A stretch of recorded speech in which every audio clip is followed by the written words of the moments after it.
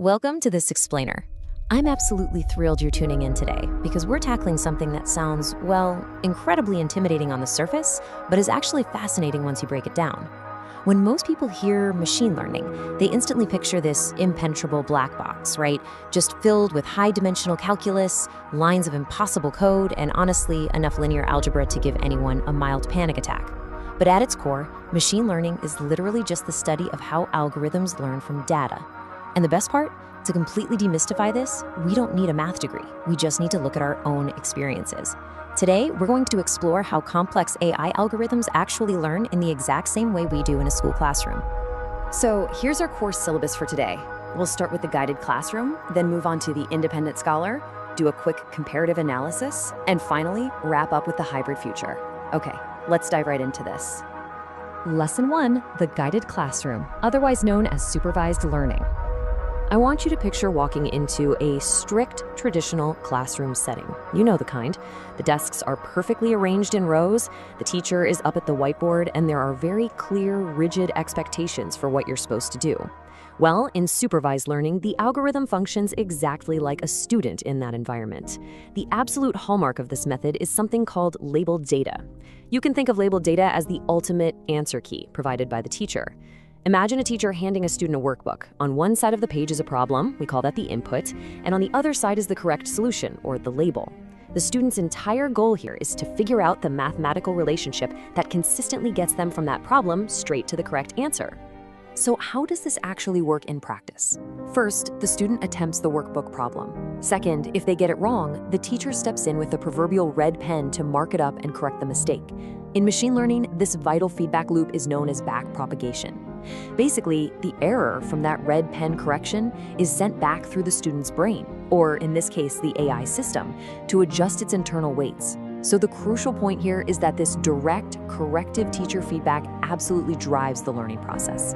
Finally, the student adjusts their internal mapping so they're totally prepared to predict the right outcome when they sit down for the final exam.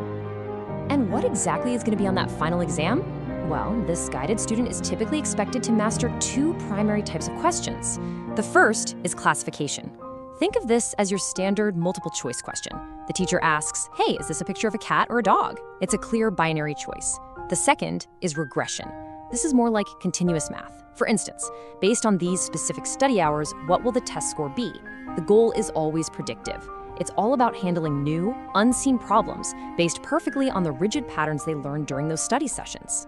Moving on to Lesson 2, the independent scholar, exploring unsupervised learning. All right, we are leaving that rigid classroom behind. In this self-study phase, there's no teacher hovering over your shoulder, no red pen, no answer key, and definitely no predefined labels telling you what's right or wrong. The algorithm is simply given this one incredibly broad directive: find something interesting. It's literally like handing a student the keys to a massive, completely unorganized library of books. It's daunting, right? But honestly, it's also tremendously exciting. Without a teacher there to point out what is correct, the student has to navigate this overwhelming environment and look for inherent structures entirely on their own. The algorithm is independently searching for patterns hidden deep within oceans of raw, unfiltered data. And this perfectly illustrates exactly how they do it. Even without a teacher, a student is going to start noticing things on their own, right? They might realize that 50 books stacked in one messy corner all happen to contain maps. Meanwhile, 50 books over on a totally different dusty shelf all contain rhyming text. Now, the student doesn't necessarily know the official category names like geography or poetry, but they naturally recognize that items within a specific group are way more similar to each other than to items in other groups. In machine learning, this kind of crucial pattern recognition is called clustering. Another primary task for independent scholar is dimensionality reduction. Think of this as the ultimate self-study hack. It's the ability to take a massive 500-page textbook and summarize it down into a crisp 5-page study guide without losing any of the core meaning. Because there's no correct answer key to follow, the algorithm is forced to uncover these latent features and associations that, honestly, even a human teacher might have completely missed. Let's move to Section 3, comparative analysis, teacher versus self-study. Let's look really closely at the differences between these two approaches. The fundamental philosophical difference between the teacher-guided method and the self-study method boils down to how we evaluate success. With supervised learning, you're following an answer key. That means you get measurable accuracy. The answer is either right or it's wrong, period. Unsupervised learning, however, is all about subjective discovery. You are uncovering hidden knowledge, so the evaluation is way more interpretive. You kind of have to look at the patterns the algorithm found and ask, well, does this group actually make sense? Now, what's really interesting about this slide is when we break down the trade-offs, what we call the objective function. Look at the complexity row. Supervised learning requires high human effort because labeling data, physically creating that massive answer key, is incredibly time-consuming. I mean, grading tests takes forever. Unsupervised learning, on the other hand, requires low human effort on the front end because the data is just raw. You just hand over the massive library and say, go. You basically trade the measurable accuracy of a teacher for the raw data discovery of self-study. Finally, Section 4, the hybrid future, combining methods for success. Any good educator will tell you that a complete, well-rounded education, whether we're talking about a human or an AI, requires a mix of both methods. Enter semi-supervised learning. This is the modern hybrid model, and you can think of it as the creation of the ultimate, highly advanced student. It takes the very best parts of a teacher's strict guidance and perfectly combines it with the limitless curiosity of self-directed study. In this model, the process is just incredibly efficient. Step 1, the teacher provides just a few examples or labels. They grade just a tiny handful of workbook problems, just enough to set the student on the right path. Step 2, the student takes those few hints and uses them to categorize the rest of the massive library completely on their own.